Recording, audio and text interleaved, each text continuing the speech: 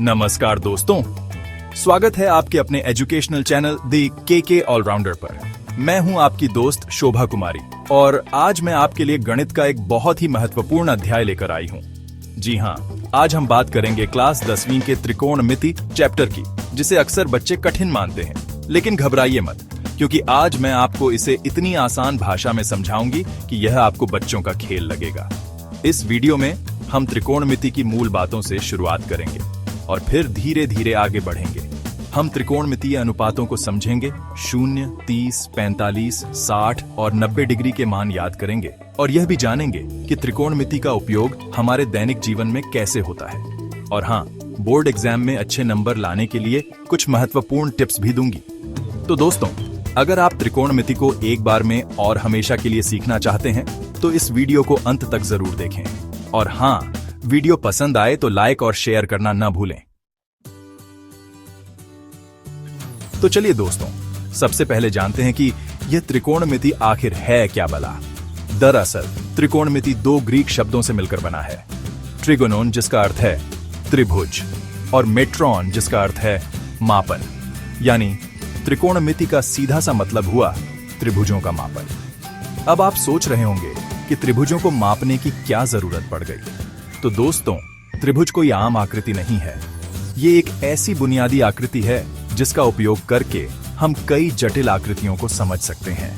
त्रिकोणमिति हमें त्रिभुज के कोणों और भुजाओं के बीच के संबंधों को समझने में मदद करती है। इसकी मदद से हम किसी भी त्रिभुज के अज्ञात कोणों और भुजाओं को ज्ञात कर सकते हैं, बशर्ते हमें कुछ कोणों और भुजाओं की जानकारी हो। त्रिकोणमिति का उपयोग केवल गणित में ही नहीं होता, बल्कि यह भौतिकी, इंजीनियरिंग, वास्तुकला, खगोल विज्ञान और नेविगेशन जैसे कई अन्य क्षेत्रों में भी बहुत उपयोगी है। उदाहरण के लिए, इंजीनियर ऊंची इमारतों और पुलों को डिजाइन करने के लिए त्रिकोणमिति का उपयोग करते हैं। भौतिक विज्ञानी प्रकाश और ध्वनि जैसी तरंगों का अध्ययन करने के लिए त्रिकोणमिति का उपयोग करते हैं।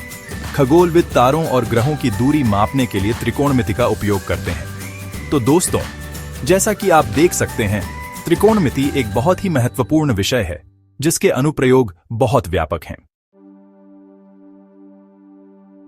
अब जब हम त्रिकोणमिति की मूल बातें समझ गए हैं, तो चलिए आगे बढ़ते हैं और त्रिकोणमितीय अनुपातों के बारे में जानते हैं।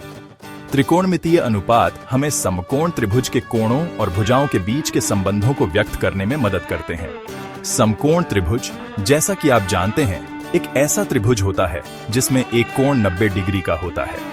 इस 90 डिग्री के कोण के सामने वाली भुजा को कर्ण कहते हैं। बाकी बचे दो कोणों में से किसी एक कोण को लेकर उसके सामने वाली भुजा को लंब और शेष भुजा को आधार कहते हैं। त्रिकोणमिति में हम 6 मुख्य अनुपातों का उपयोग करते हैं: सिन, कोस, टैन, कोसेक, सेक और कॉट। इन अनुपातों को याद रखने का एक आसान तरीका है: some people have curly brown hair, turning permanent black. S equals sine sin. P equals sine perpendicular. H equals sine hypotenuse. Sin theta equals sine lumb. Kern, perpendicular hypotenuse. Cos theta equals sine adhar. Kern, base, hypotenuse.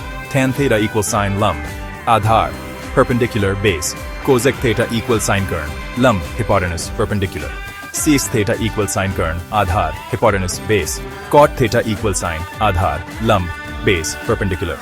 यहाँ theta उस कोण को दर्शाता है जिसके लिए हम अनुपात ज्ञात कर रहे हैं। इन अनुपातों को अच्छी तरह से समझना और याद रखना बहुत जरूरी है, क्योंकि इन्हीं की मदद से हम त्रिकोणमिति के सवालों को हल करते हैं।